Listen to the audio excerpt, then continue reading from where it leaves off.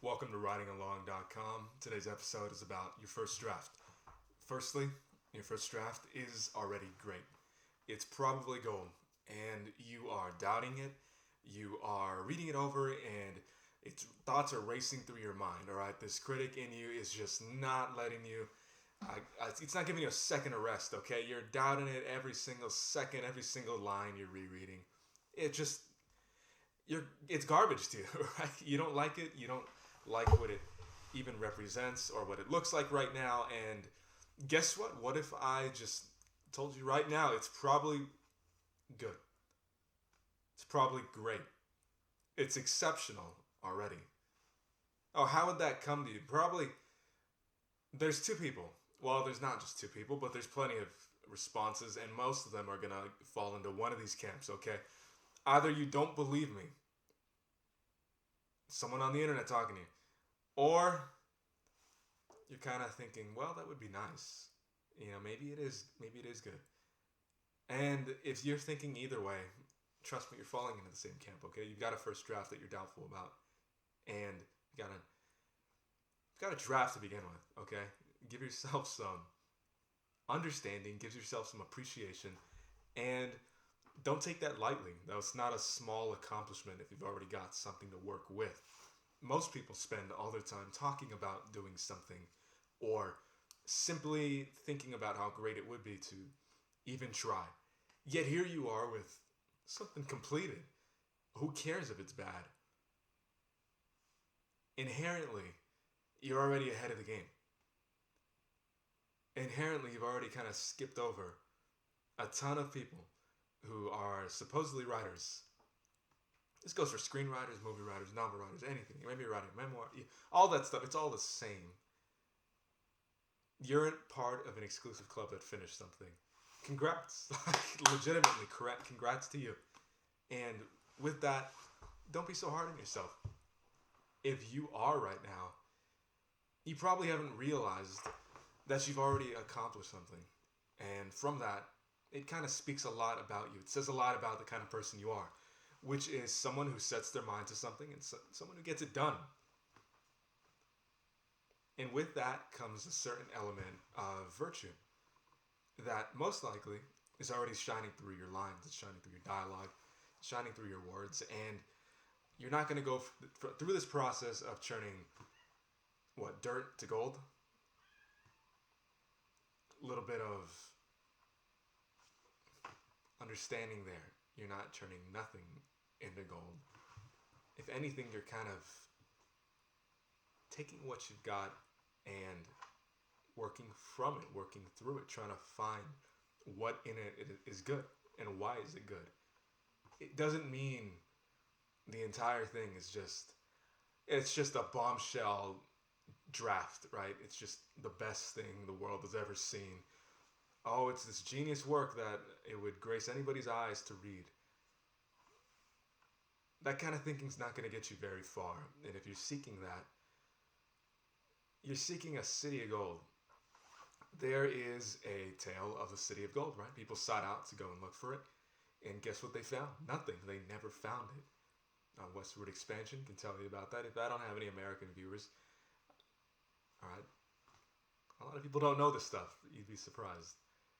But, colonialism, people coming over and looking for that, right? And it didn't exist. There was no city of gold. Whether that was literal or metaphorical, it doesn't really matter.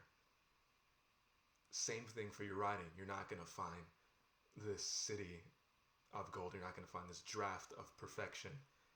And if you chase it, you're going to die looking for it. And you'll never have actually found gold that was already there. In a sense, let's say you're looking through a river and you're trying to find something and you just get a bunch of rocks. Okay, but you find a few grams of that precious metal that everybody's looking for. Oh, you're rich, all right? You're wealthy. You struck, and that's kind of how you want to see it. Your draft, if it were something, if it were just a brick of amazingness without any flaws, without anything that could be improved, Is that real? Does that exist? Does anything really look like that? Or have you just created this fictional ideal of what your script should look like? Go back to your favorite books and find some parts in them that maybe you didn't like so much. Some things that you would change. There's always something that you would edit, even if it's something really small, just one thing. Talking movies too, all right? Let's say you have a favorite film and it's just immortal, it's the best thing ever. You're a pretty opinionated person. If you're a writer, you already have some thoughts on everything. Otherwise, you wouldn't have all this stuff to write. And your mind is inherently a bit critical. So go for it. Let that inner critical side of you out. Be shameless about it and pick apart your favorite works. Find that, I didn't like that there. If they could just get rid of that part, this would be perfect. This would. Did you still like the movies? Did you still like the books? Precisely my point. You've never encountered something without a flaw or two. And I don't even like that word, but I'm using it just for the sake of context here. The point is, readers, people who are actually going to be consuming what you create, who are actually going to be reading, who are actually going to be watching any adaptations of what you've wrote that ever come to life. These are the people that it's for.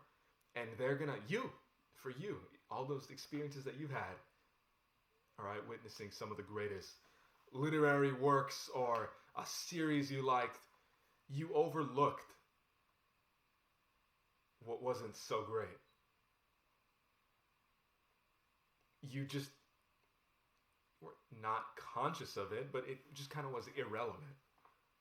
And you might have set yourself up to this certain impossible standard with your writing because you thought it might equal something amazing.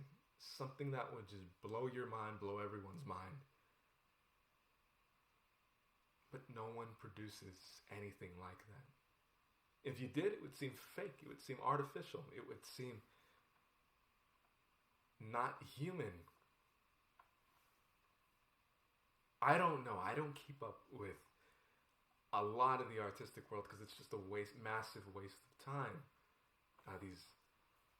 Not the people who produce, but these little inner communities that just kind of pick at things and don't really make anything and aren't really promoting the growth of real people who are trying to create things too. Instead, just shooting them down. All right, you're one of these people who can really create something. The very fact that you're still listening right now says a lot. And with that, it's very convenient to chase something that you'll never find.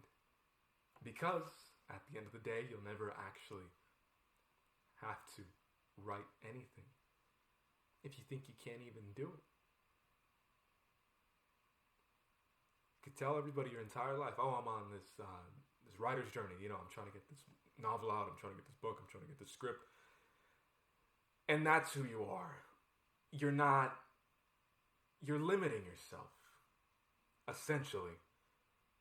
And you can stay there if you'd like. If you're comfortable there, and if that's the life you want to live, go for it. But remember, there's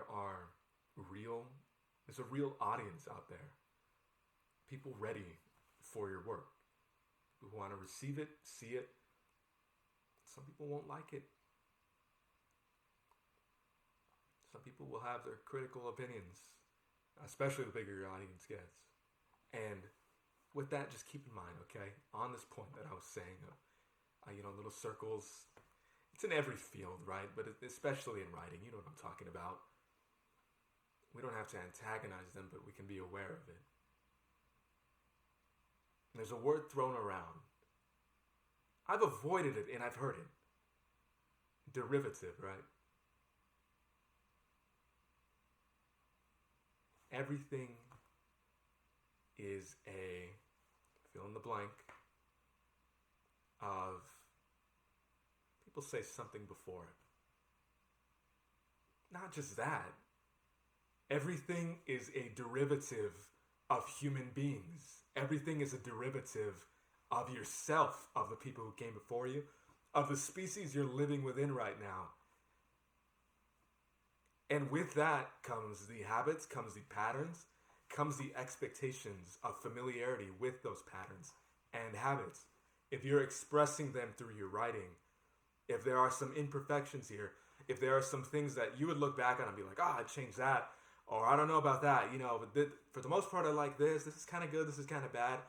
This kind of mixed composition of everything that you like and don't like.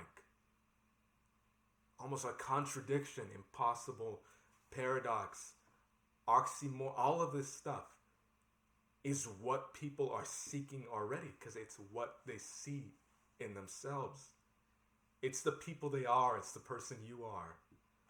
And the second you start embracing that, the quicker you can start unlocking a writer in you that is already there and ready, waiting to burst out, waiting to just let go of all that. You don't have to seek inspiration. You don't have to climb the Himalayas and traverse all the continents and stop wasting your time. Do it if you want, but do you need to? No, I think you know the answer to that too. I don't even have to tell you that at all. Your first outline is already pretty good. It's already great. It's already excellent. Go back and look at it. See what you liked and see what you didn't like. And do something with it. Publish it. Self-publish it. Go pitch it around. Guess what? You're living in an interesting age. I wouldn't make any of this content if we weren't living here right now in this exact time period where you can produce your own works. You're not limited to a management company. Forget distribution. You can host whatever you want for pennies. And just all around the world, people can see it and read it and know it. Maybe you'll learn something from it. You can't keep salvaging this same idea and rehashing it and rewriting. You just get stuck on a loop. What happens to things on loop? They stay on a loop. Take some autonomy in your life. You took the autonomy to watch this. That means you're equally capable of stopping it. And I'm not just going to leave you there off on nothingness, okay? If you're trying to write a book, check out How to Write a Book in 30 Days at writingalong.com. Completely free PDF. It's going to get you started, and it's going to push you in a direction that is very you-oriented, you-focused, and it's completely free. Grab your copy and you're not going to regret it. All right, I'll see you around. See you on the next episode.